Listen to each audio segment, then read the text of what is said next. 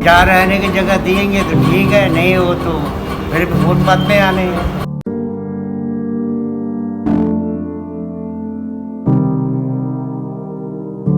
अगर इनको एक अच्छी ज़िंदगी दे के फिर से सड़क पे फेंक दिया जा रहा तो लाने की ज़रूरत ही नहीं थी, इनको वहीं पे मरने दिया जाता जैसे पहले थे। कल अगर ये खाली हो जाता है तो कहाँ रहेंगे आप? रहेंगे।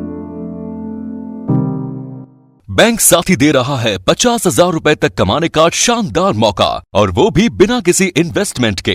आज ही बैंक साथी ऐप डाउनलोड करें। नमस्कार, मैं दिव्या और इस वक्त आप देख रहे हैं झलको दिल्ली। आज हम आपको वो सच्चाई दिखाने वाले हैं जिस सच्चाई को सामने लाने की बहुत ज़रूरत है। कहीं ना कहीं जिन लोगों को एक बार सहारा दिया जाता है, बाद में उन्हीं लोगों को बेघर कर दिया जाता है, और ऐसा कोई और नहीं बल्कि दिल्ली सरकार द्वारा ही किया जा रहा है। आपको बता दें कि इस वक्त हम लोग हज मंजिल के पास खड़े हैं। अशरफ अली रोड बाहर है, अगर आप सामने देखेंगे, और ये पूरा का पूरा हज हाउस है। हज हाउस के अंदर दिल्ली शहरी आश्रय बोर्ड की तरफ से रैन बसेरा बनाया गया था लगभग 2 साल पहले, और उस रैन बसेरा के अंदर 2000 से भी ज़्यादा लोग अपनी ज़िंदगी जैसे तैसे गुजर बसर कर रहे हैं। एक व्यक्ति को अपनी ज़िंदगी गुजर बसर करने के लिए रोटी, कपड़ा और मकान की ज़रूरत होती है, और सोचिए वही मकान अगर उस व्यक्ति से छीन लिया जाए तो वो बेसहारा होगा या नहीं होगा।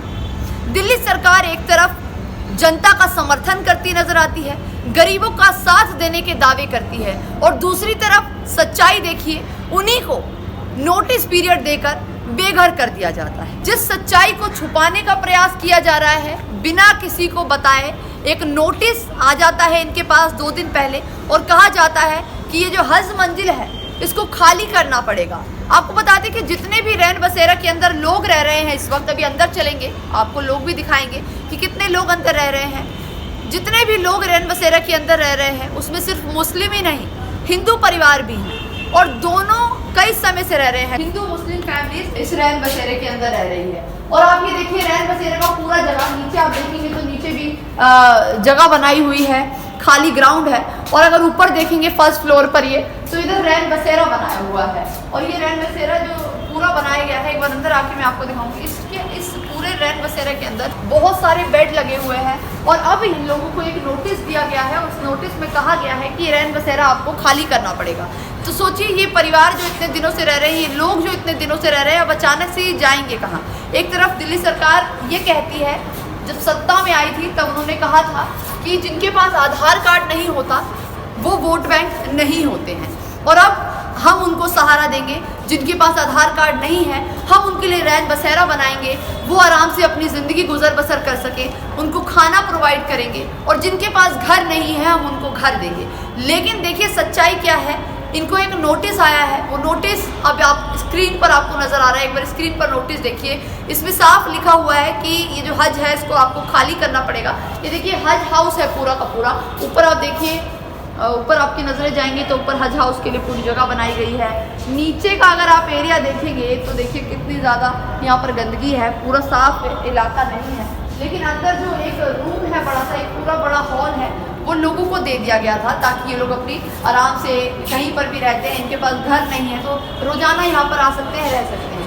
पूरे दिल्ली भर में 200 से भी अधिक रैन बसेरा बनाए गए हैं, और गर्मियों की बात करें तो गर्मियों में परिवार वहाँ पर 6000 रहते हैं, लेकिन सर्दियों की बात करें तो संख्या दुगनी हो जाती है, यानी कि 12000 फैमिली रैन बसेरा के अंदर रहते हैं। और अभी देखिए एक नोटिस आया, और नोटिस आने के बाद सडन इनको खाली करने को कह दिया गया। बताया जा रहा है कि ये हज की ज़मीन है और ये हज के लिए खाली कराया जा रहा है, जबकि हिंदू नहीं मुस्लिम फैमिलीज भी इसके अंदर रह रही हैं। दोनों समुदायों के लोग इसके अंदर रहते हैं, बहुत सारे लोग हैं यहाँ पर। एक बार बात करेंगे इन लोगों से। अच्छा, आप अक्सर क्या नाम है आपका? कब से रह रहे हैं आप यहाँ पर? 2 साल से ऊपर। 2 साल हो गए। अच्छा, तो अभी आपको पता चला खाली करने के लिए कहा गया है? कब पता चला आपको? 30 तारीख ये मालूम हुआ अभी। 30 कल अभी पता चला। अच्छा ये बताइए, अब अगर अभी खाली करा देते हैं तो कहाँ रहेंगे आप? तो रहने का कोई ठिकाना मिल जाएगा तो ठीक है, नहीं तो फिर तो पटरी पे ही थे।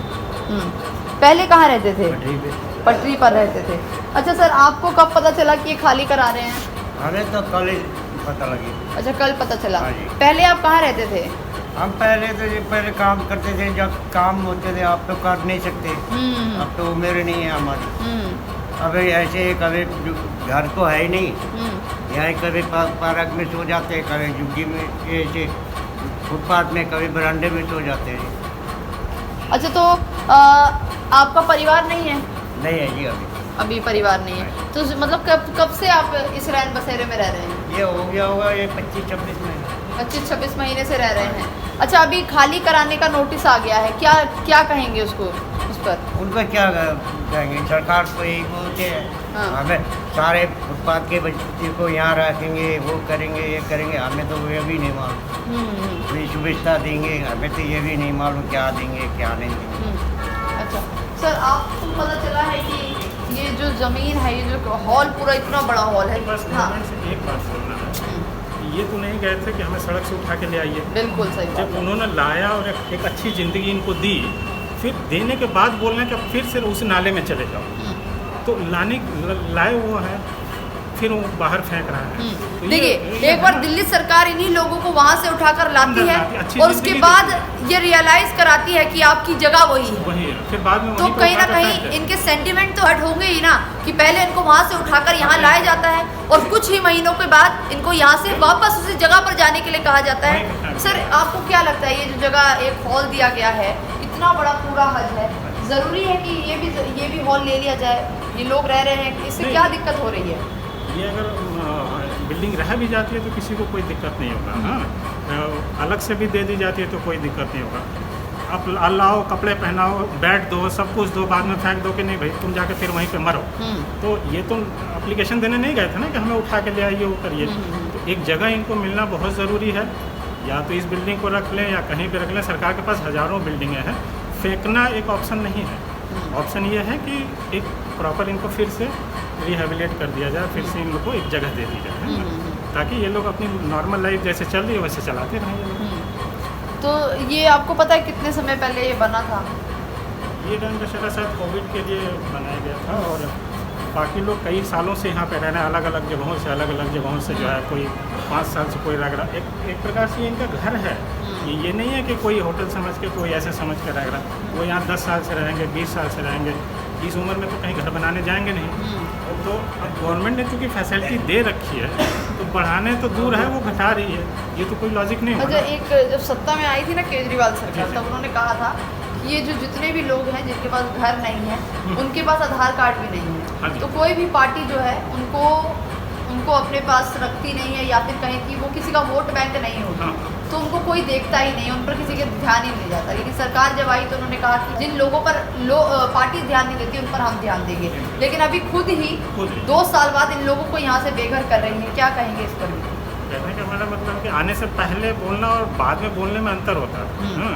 अगर जो बोल दिया पहले, अगर वही बाद में अप्लाई करें तो ये तो गुड गवर्नेंस हो गया है कि नहीं। लेकिन जो उन्होंने बोला है, अगर उसको फॉलो कर, आधार कार्ड हो, ये कुछ हो, ये सारा समय के साथ इनके साथ सब कुछ बन चुका है। जैसे भी करना है उनको, इन लोग को बस कर दें जो वादा किया उन्होंने। मैं तो ये बोलूँगा अच्छा, फॉलो ये कर दें। देखिए, ये सब कितने दिनों से ये पड़ा हुआ है ऐसे? ये तो जब से अभी ये ठंडी के लिए रखा जाता है ना, अभी इसका यूज़ नहीं है, इस वजह से इसको साइड में रखा गया है, इसका वो नहीं है। अच्छा। ये कंबल ठंडियों में आएगा तो फिर से इनको दे दिया। फैसिलिटीज़ ठीक है, सब कुछ ठीक है, बट ठीक करके फिर से सड़क पे फेंक देना, मुझे उससे बस प्रॉब्लम है। लेकिन जिसको दे दिया उसको वापस निकालना सही है क्या? एक अच्छी ज़िंदगी दे के फिर नाली में फेंक देना, ये इंसानियत का सबसे गिरा हुआ जो है ना, सबसे गिरा हुआ है। आप मरने दीजिए बाहर सबको, कोई दिक्कत नहीं है, करोड़ों लोग हैं बाहर। आप किसी को घर में ले आइए, अच्छे कपड़े दीजिए, सब कुछ दीजिए, और 2 महीने बाद भेज दीजिए कि चल भाग जाए यहाँ से। ये बस प्रॉब्लम है। या तो ये जगह आप जैसे है, कोई तो छीनने नहीं आ रहा ना, ये बिल्डिंग गवर्नमेंट की है, सब कुछ है, किसी का तो है नहीं है। या तो ये रहने दें, या तो इनको प्रॉपर जगह दे दें। इनको जगह चाहिए, सरकार का ना तो पैसा चाहिए ना तो रुपया चाहिए, है कि नहीं? जगह चाहिए। जहाँ आपका परिवार नहीं है? नहीं जी, परिवार में। कहाँ गया आपका परिवार? परिवार ये एक्सीडेंट हो गया था जी, हादसा हो गया था जब से मैं यहाँ हूँ, 1 साल हो गया। तो आपके परिवार में कोई भी नहीं है? कोई भी नहीं है जी, अभी यहीं है जी 1 साल से। अच्छा, यहीं रहते हैं, परिवार का कोई सदस्य? कोई सदस्य नहीं है यहाँ। अकेले? सुविधा, हाँ जी अकेले हैं, सुविधा मिलती है सारी। अभी अचानक ही पता लगा कि खाली हो रहा है। अभी 1 साल से हम रह रहे हैं, देखो क्या होता है, देखो दिल्ली सरकार क्या करती है। जगह तो हमें देनी पड़ेगी, नहीं देंगे तो पटरी पर है। कोई आधार कार्ड, कोई चीज़ें हैं आपको कोई? हाँ जी, पहले किराए का मकान था वो खाली कर दिया, अब किराया दिया नहीं जाता। अकेले रहता था जी, अब काम तो होता नहीं है विकलांग के, यही वजह। तो जॉब करते हैं, क्या करते हैं? नहीं करता जी, मैं सूट डिजाइनिंग का काम करता था, वो ख़त्म हो गया, हाथ कट गया ना। तो मशीन से कट गया हाथ? हाँ जी, वो एक्सीडेंट हो गया था, हादसा हो गया था। तो जब से हम एक साल से यहाँ सारी सुविधा इस वजह से रह रहे हैं। तो देखिए, जैसे इन्होंने बताया कि इनका हाथ कट गया है और फिर उसके बाद ये वापस कभी काम पर जा नहीं पाए। लेकिन सवाल ये है, क्या दिल्ली सरकार इन सारी बातों को अनसुना कर रही है या फिर इन चीज़ों को देखना ही नहीं चाहती है? लगातार जो चीज़ें सामने आ रही है दिल्ली सरकार की, वो कहीं ना कहीं हैरान करने वाली भी है कि इन लोगों के पास कोई और जगह नहीं है, कोई और चारा नहीं है। जो भी इनको जगह दी गई है, ये जैसे तैसे अपना गुजर बसर कर रहे हैं और अब इनसे ये जगह छीनने को कहा जा रहा है और कोई गारंटी भी नहीं है कि यहाँ से निकालने के बाद कोई और जगह इनको भेज दिया जाएगा। इस बात की भी पुष्टि नहीं की जा सकती है, सिर्फ एक आश्वासन कहेंगे जो दिया है, दिया भी है या नहीं दिया ये भी नहीं पता, लेकिन कुछ लोगों का कहना है कि दिया है। तो आप पूरा इस पूरे रैन बसेरे को देखकर अंदाज़ा लगा सकते हैं, साफ सफाई तो है ही, सारी चीज़ें भी हैं, लोग खुश भी हैं, लेकिन आखिर में सवाल एक ही रह जाता है कि इनको यहाँ से निकाला क्यों जा रहा है? या तो इनको इस जगह पर लाया ही नहीं जाता, और अब लाया गया तो इनको निकालने की ज़रूरत क्या है? सिर्फ एक हॉल से क्या ये हज हाउस नहीं बन पाएगा? जबकि इतने सालों से ये हज चल रहा है, इतने सालों से यहाँ पर लोग आते हैं, लेकिन अब सिर्फ और सिर्फ ये जो पूरी जगह है इसको हटाने का जो भी कारण है, इसमें कहीं ना कहीं ये लोग परेशान हो रहे हैं। कुछ रैन बसेरों की हालत तो इतनी ज़्यादा बुरी है, इतने ज़्यादा बेकार है कि वहाँ पर रहा भी नहीं जा सकता। हालांकि आपको बताएं ये अच्छे भी हैं, यहाँ पर खाना भी टाइम से आता है, यहाँ साफ़ सफाई भी है, लेकिन अगर आप बाकी रैन बसेरा देखेंगे, उनका सर्वे करेंगे, तो आप भी सोचेंगे कि ये लोग वहाँ पर कैसे रह रहे होंगे। दिल्ली सरकार कहीं ना कहीं इन लोगों के साथ धोखा करती नज़र आ रही है। इनको लाया गया, एक आश्वासन दिया गया, एक इनके अंदर खुशी हुई कि शायद इनको एक आशियाना मिल गया, एक आशियाना देने के बाद उसी आशियाने को छीन लिया गया। आप ये देखिए, यहाँ पर ये जो शेल्टर है इसमें साफ लिखा हो ये शेल्टर नहीं है, क्योंकि जितने भी रैन बसेरे हैं वहाँ किसी तरीके का कोई चार्जेस नहीं लगता, पूरी तरीके से निःशुल्क होता है, 2 टाइम का खाना भी दिया जाता है। गर्मियों की बात करें तो पंखा भी चलता है, सारी चीज़ों के इंतजामात हैं, लेकिन ठंडियों की बात करें तो चद्दर है, बाकी कंबल है, वो सारी चीज़ें दी जाती है। तो कहीं ना कहीं इस रैन बसेरे में एक व्यक्ति जिसके पास घर नहीं है वो आसानी से अपनी ज़िंदगी काट सकता है, लेकिन हालात जो इस वक्त यहाँ पर है वो बेहद ही हैरान करने वाले हैं कि इन लोगों को एक नोटिस आया है, उस नोटिस के माध्यम से इनको निकलने के लिए कह दिया गया है। आप खुद ही बताइए, जो भी लोग इस वीडियो को देख रहे हैं, कि अब ये लोग जाएंगे कहाँ? क्योंकि इन्हें किसी भी तरीके की दूसरी जगह नहीं दी गई है, ये पूरा हज हाउस की जगह है, और जैसे मैंने पहले बताया सिर्फ और सिर्फ एक हॉल है इनके पास। तो क्या एक हॉल से ये हज हाउस में कोई दिक्कत आ रही है, किस तरीके की परेशानी आ रही है, जो केजरीवाल सरकार इस तरीके की परेशानियां इन लोगों के सामने खड़ी कर रही है? तो जो भी राय है कमेंट बॉक्स में जरूर दीजिएगा। कैमरा पर्सन खुशीलाल के साथ मैं दिव्या, झलको दिल्ली।